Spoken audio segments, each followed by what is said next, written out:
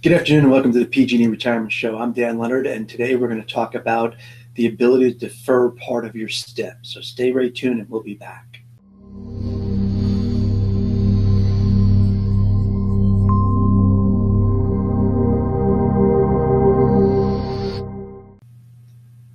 All right, good afternoon and welcome to the PG&E Retirement Show. As you know, each week we go live on Facebook here at 2:30 for a topic about retirement planning and planning your benefits and really everything to do with PG&E as far as either benefits, retirement income, or 401k management. So this week I want to talk about something that's not available to everybody, but if you're in a higher level at the company, you have the ability to defer a part or all of your STIP, and the decision date for that is coming up.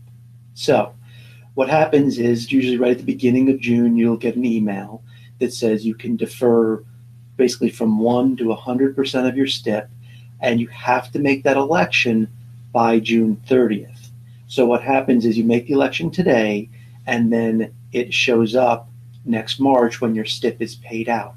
So for people that are, again, at a higher level in the company, that maybe also have kind of excess income coming in, looking for ways to defer tax liability or to save extra money for retirement, for education, for any number of things, this is a great way to do it, because what happens is you're able to basically, again, defer taking possession of it now. It stays as part of PG&E's general fund, but you get a credit towards your you have an account just like a 401k, and then it can grow, and at a future date, which you pick now, you can determine when you want to get that.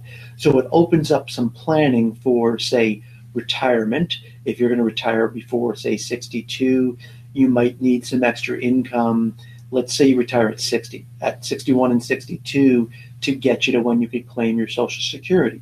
Or maybe it's to help pay from whenever you retire again, let's use 60 to 65, to pay your health care premiums, because those are going to be some of your most expensive years for health care.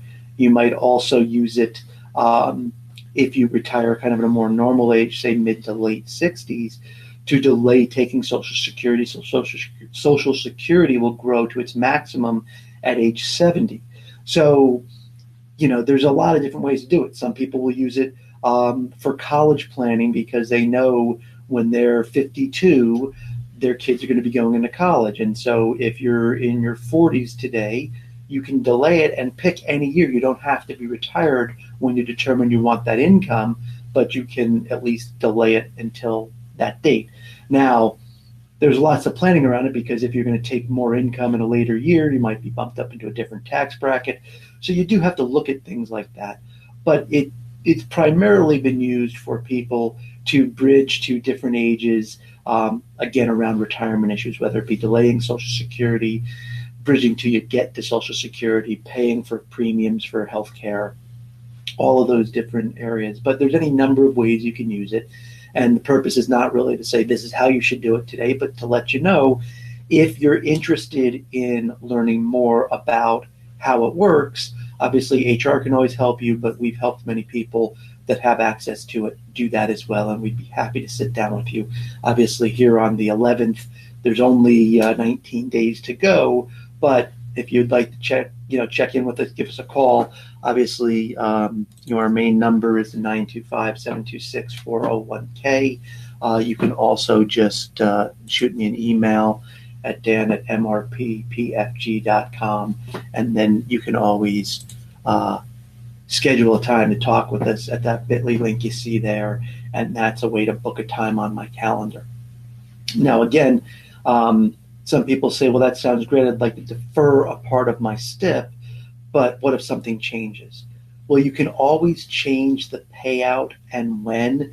The catch is, if you decide to push it back, you have to push it back at least 5 years. And if you were going to take a lump sum, you've got to change it to at least a 2-year payout. So there's some things to change it. We've had people do that too. It generally works out. But again, it's part of having a plan, because if you know when you're going to retire and you know when you can afford to retire, it's easier to lay these different pieces into the plan.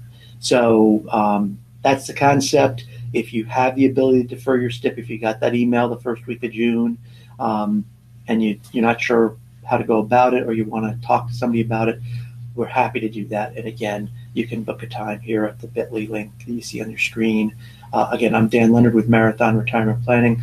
Always happy to talk to anyone that's got questions, whether it be 401k, financial planning, retirement planning, you name it. If it's about PG&E and your benefits, we've worked with lots of employees and know a lot about the system and are happy to help you. So until next week, thank you very much. Great to have an opportunity to talk with you. And again, please reach out if we can be of help. Thanks a lot.